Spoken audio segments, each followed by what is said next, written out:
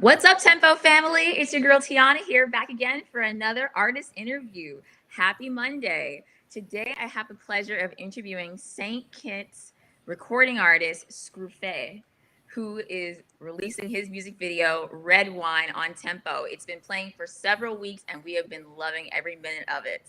And if you are a music artist who's interested in having your music video aired on the Caribbean's #1 entertainment channel, and you want to reach a larger audience, reach the masses, get the exposure that you deserve, get the promotion that you deserve, you can contact me at tcolbert@temponetworks.com, and I will hook you up and we will get your music video aired on Tempo. So to get started, thank you so much for joining me today, Scruphé. I really appreciate having you. Thank you for having me. And thanks for representing St. Kitts. We love you guys. We need more St. Kitts artists on Tempo. Yeah, definitely. So, how did you get started in the music industry? Well, how did I get started? I was always interested in music from since I was like a little child. Um, when I was like in primary school, high school, I used to mess around with making music, Mm-hmm. and there was this one time in the last grade in high school. Um, so some of my classmates wanted to make a song, and then we all came together and make a song and put it on local radio. And from that, it just Nice. started like, yeah, So that's where it all started for you. that's where I started. And what was your big break, your first big break when you realized that you made it or you just made like this huge step in your career as an artist? I think the biggest moment was when it was around last year December, right? So most people don't realize, but the song, of course, Red Wine, dropped last year. But Oh. yeah, the song dropped last year for Mm-hmm. Valentine's, around Valentine's Day, and I was home chilling. It was around Christmas, and I just randomly started getting like messages from friends saying, "Oh, like Tia Motley posted your song," and if anybody know who Tia Motley is, that's from Sister Sister. Wow. Yeah, so That's I was, huge. yeah, it was just I didn't random. even know that. It was just random. I was gonna I was like, I was just stunned. Really, I didn't know what to think.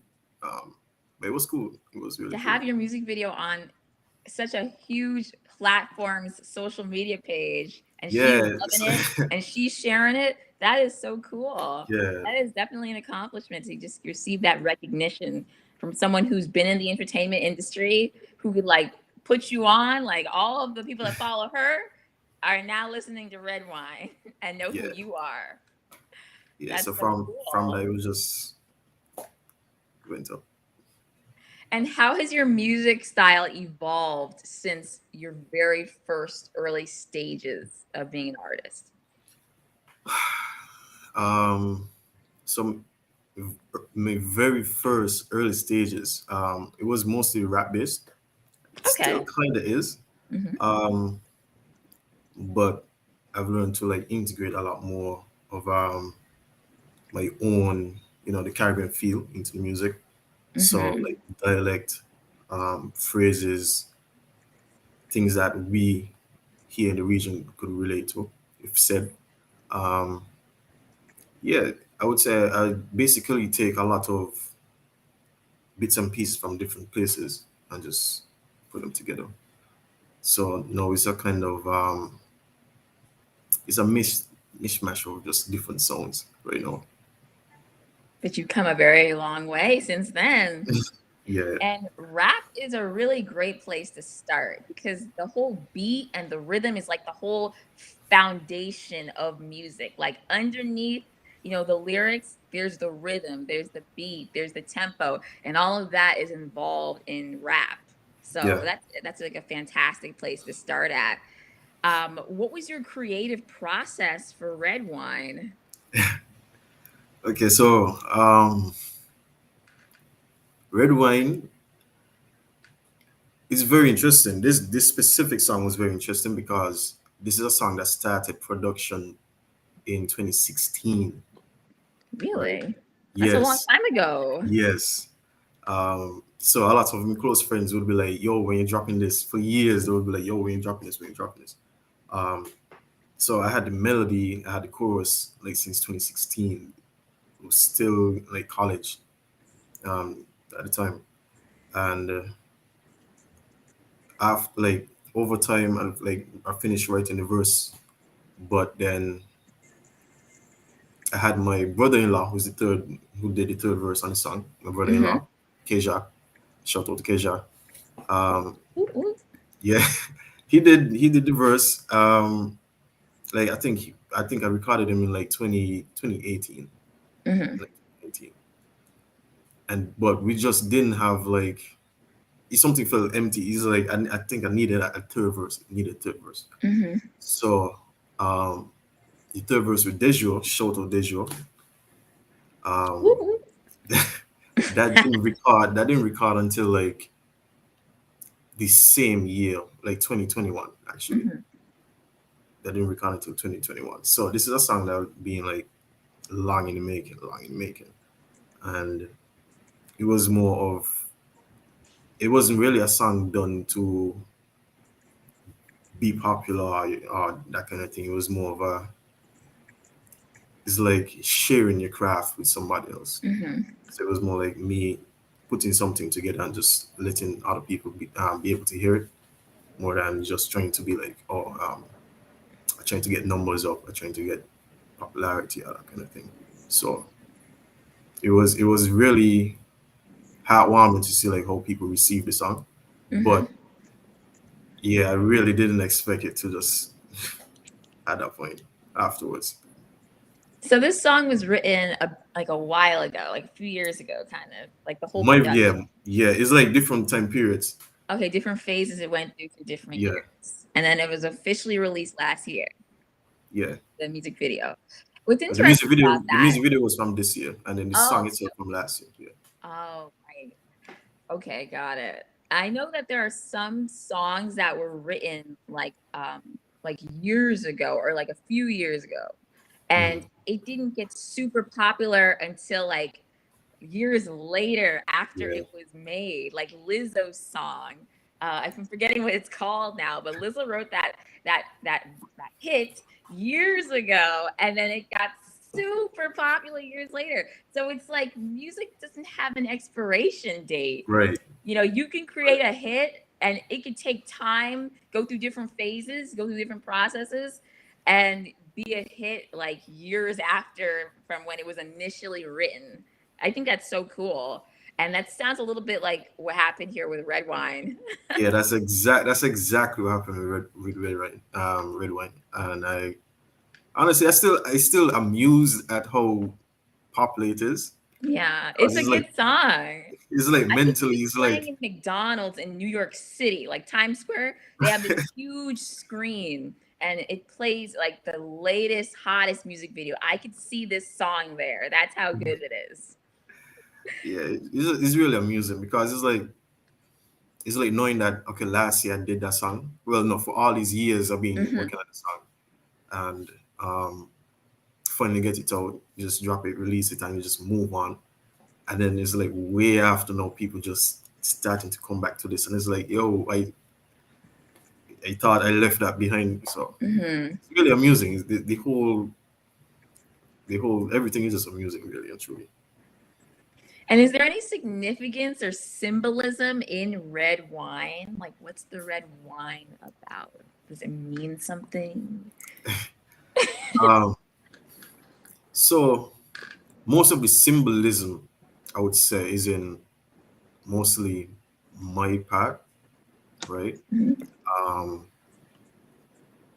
the name itself, red wine, doesn't necessarily have any significance based on what the song is really saying, right? Besides just saying like, we're starting here with a good vibes with drinking, something dinner like, but most of the symbolism is in my verse where it's written where it could mean anybody or Mhm. anything, really and truly.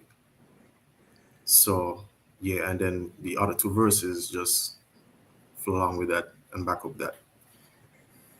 And you saying that the song Red Wine is for anybody, right? Yeah. So, what did you want your listeners to feel or take away from this music video or the lyrics? So the standpoint I wanted the viewers to feel was like it's as if you speaking to like the perfect person, perfect thing Mhm. that you came that you finally come across. Um, so it's more conversational than just saying, "Oh, she Mhm. this or he that," whatever. It's more like me and you. You did this. I feel Mhm. this way. Mhm. So I guess that's why a lot of people connect to it because it's more personal. Yeah. And who did the editing for this music video? So the video was done by my good friend and coworker, ISI Visual. So Woo! yeah, big up ISI. Oh, Um, ow! so actually, me and him worked on it. Me and him went back and back shooting the clips, different clips and stuff. And Mhm. since like he's my coworker, so I do videography too. So yeah, so we worked together on it, and yeah, we sat down like a lot of late nights just editing, and yeah, Wow. A yeah, lot goes into these music videos. yeah, The amount of a time, lot, the a amount of lot, energy, the amount of effort, the amount of skill. There's talent in front of the camera and behind it. yeah. What was the most enjoyable aspect of the production process for you? In terms of like the music and the video, or I think more like what you did on screen that we could on see. screen, Like, what was the most fun part of the shoot? the most fun part of the shoot was recording the women. Honestly, honestly, and honestly, and it was just real good vibes. I mean, thank God for them. Honestly, thank God for them. Big up to them. Woo! Go women. But We yeah, love our it video was vixens. yeah, it was all good vibes. It was all good vibes. It was a lot of laughter, a lot of fun, um, a lot of bloopers that nobody would ever see. But yeah, it was really fun. And how did you meet DeJour and KJ? Am I saying his name right? For the Keja, collaboration. KJ? yeah, Keja. Keja. Yes. How did you guys come together for this collaboration? All right, so Keja is my brother-in-law. Hmm. He married my sister. Um, so and he was always involved in music, coincidentally. So Perfect. when I did the beat like years ago, he said that he wanted to do something with it, but I was like, I want to do something with it, so I guess you could do a feature. And then Dejo is a very big local um, presence here in St. Kitts. Okay. Um, I would say even regional. Ooh. So he, like, I know of Dejo like a long time ago, but I never really interacted with him that much until closer to, you could say, 2018. So, um, because at that point I was already doing like mixing and mastering production for different artists. So, so at that point I came in contact with him, and you know, it was until like 2020. I was like, "Yo, I have this song," and he's like, "I only third verse. I hear your voice on it. I hear your voice on it. We need to work on this, get this project out."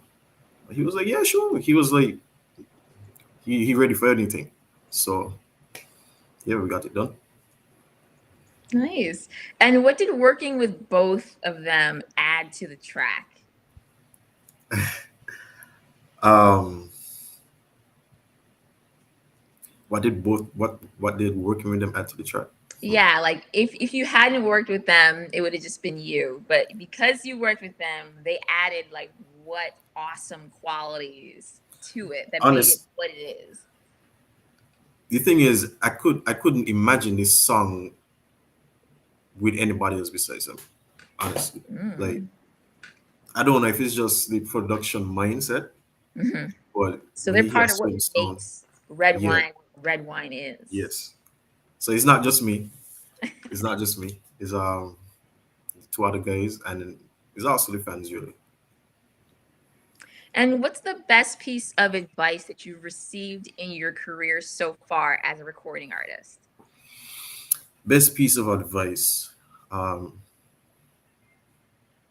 I don't really want to sound stereotypical, That's okay. but um, basically just continue doing what you're doing. And That's not stereotypical. like I mean, usually everybody said the same thing, but like okay, in my case, early in music when was just doing beats, um, one of the most common comments I would hear, like when I was young, was this music sound weird, like it doesn't sound normal. Really, that So was a criticism that you received. yeah, so it was like it Mhm. wasn't really like hate or anything, but it was just Yeah, like what's unavoidable. this? So this was around the time where like this was like early Drake, early Chris Brown. Well, not really early Chris Brown, like this is when Rihanna just started coming out and that kind of era. And I guess because of the type of music I grew up on and the type of music I was hearing at the time, I used to just fuse both of them, and then I just had a different sound. And it wasn't about like making music for other people, just about my own entertainment. And then I would like show other people I come across, like, I make this. And yeah, so that was one of the early comments. But the thing is that music generally kind of shift into that way now. You hear like pop mixed with Afrobeat, hip hop mixed with R&B, all these different things meshing together. So it's basically become the same type of thing. And you know, I would say if I was pushing harder and taking it serious earlier, then I would probably reach further. But Hmm. yeah, that's the advice. Like just if you know you have a good idea and you know you're doing something good, continue and push forward. That's great advice. And we don't hear that all the time. We hear like, be humble. That we hear that a lot. Well, But that's part of it. That's good advice. Though. That's good advice. it is. But you're giving very down to earth advice here that anyone can take in anything that they're doing, whether it's Mhm. music or any other career or industry. What other projects are you working on right now that we can look forward to seeing over the next year or so? All right, so that's a question I've been getting asked a lot often lately, a lot lately.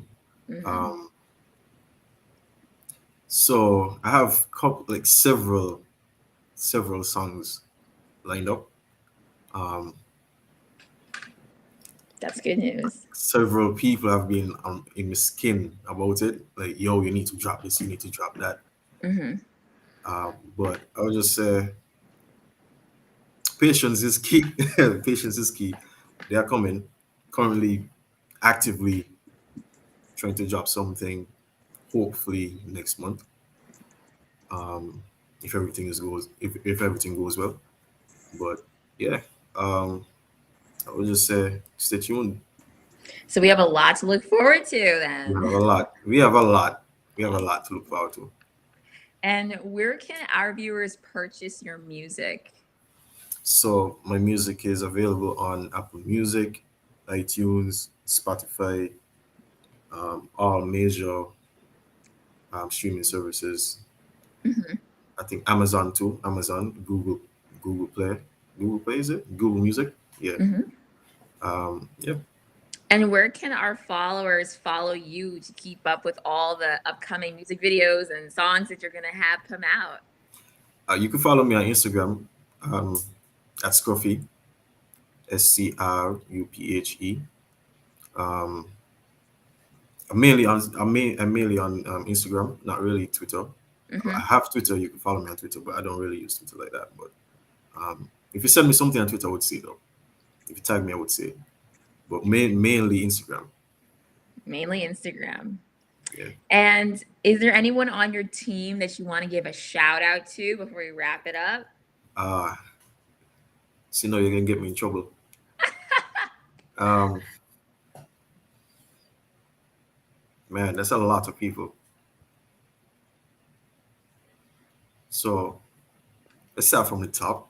All right.